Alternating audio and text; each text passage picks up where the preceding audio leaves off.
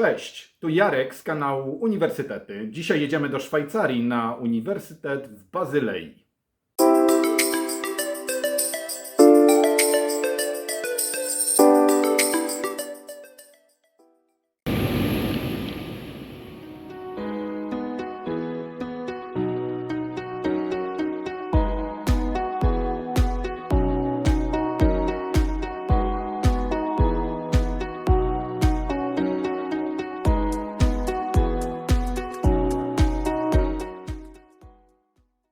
Dzisiejsza podróż była ekspresowa.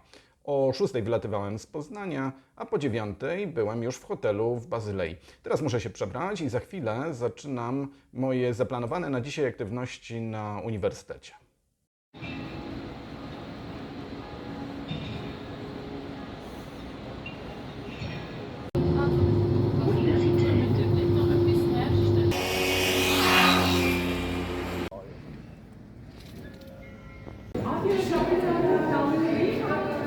It is not. Cool does no social media.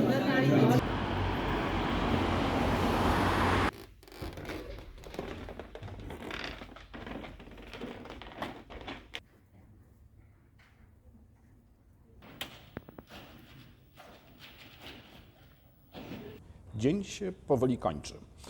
No to pora, żeby wyjaśnić, co ja tutaj robię w Bazylei, w Szwajcarii, na Uniwersytecie Bazylejskim. Od prawie roku pracujemy wspólnie z kolegami i koleżankami z tutejszej uczelni nad szeregiem projektów i przedsięwzięć badawczych i dydaktycznych. I nie jest to proste zadanie, ponieważ Szwajcaria, nie będąc członkiem Unii Europejskiej, wyłączona jest z szeregu inicjatyw, programów, w których pozostałe państwa członkowskie unijne biorą udział bez problemu. Dzisiaj miałem spotkania z kilkoma osobami z Uniwersytetu w Bazylei. Udało mi się też podejść do biblioteki i spojrzeć troszeczkę na tutejsze zasoby. No i dzień minął. Jutro przez kilka godzin będę gościnnie uczestniczył w jednym z tutejszych seminariów ze studentami, a później, mam nadzieję, będzie okazja, żeby zobaczyć uniwersytet i miasto.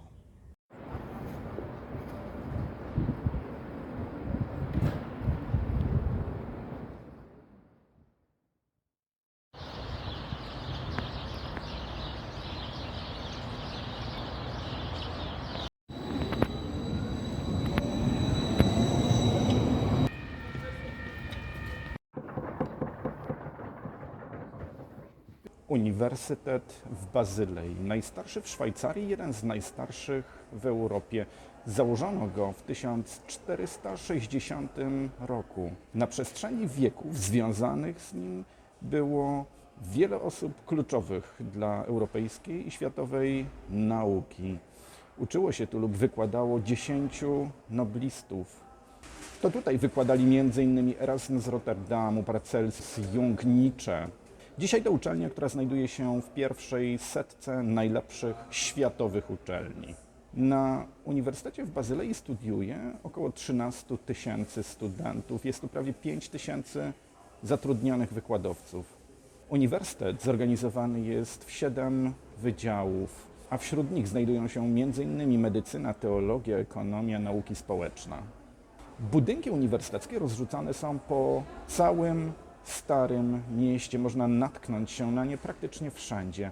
Duża część z nich skupia się wokół Peterplatz. To tu między innymi znajduje się ogród botaniczny. Najbardziej widowiskowym budynkiem kampusu jest budynek starego uniwersytetu położony tuż nad brzegiem Renu. Ale chyba największe wrażenie robi biblioteka, która posiada ponad 7 milionów woluminów, ale to przede wszystkim takie miejsce, przez które przewija się olbrzymia ilość studentów, gdzie czuć akademickiego ducha nauki. Uniwersytet w Bazylei to uczelnia na wskroś nowoczesna, to uczelnia mocno zakorzeniona w historii i tradycji, ale to jednocześnie uczelnia, która jest niesamowicie dobrze zorganizowana zarządzana i która perfekcyjnie funkcjonuje.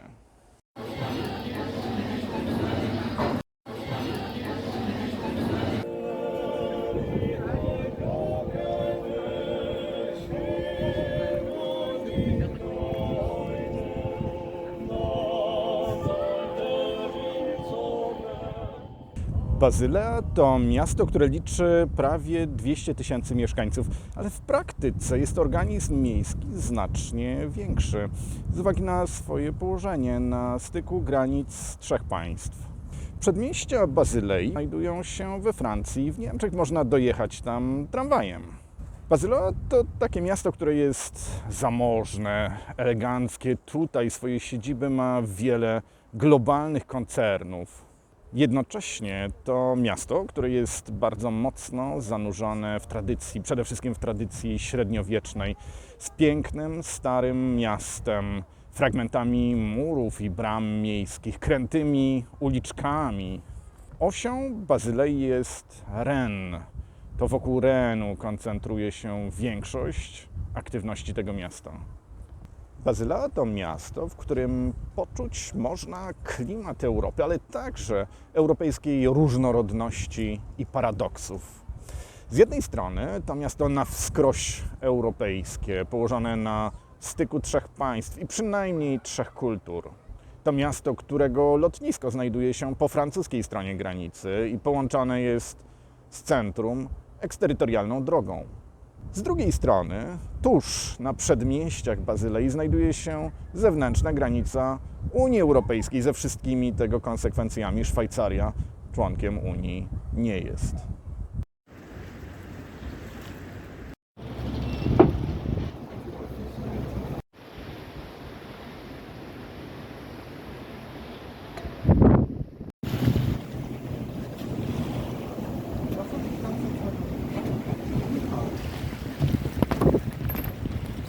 Hi, thank you.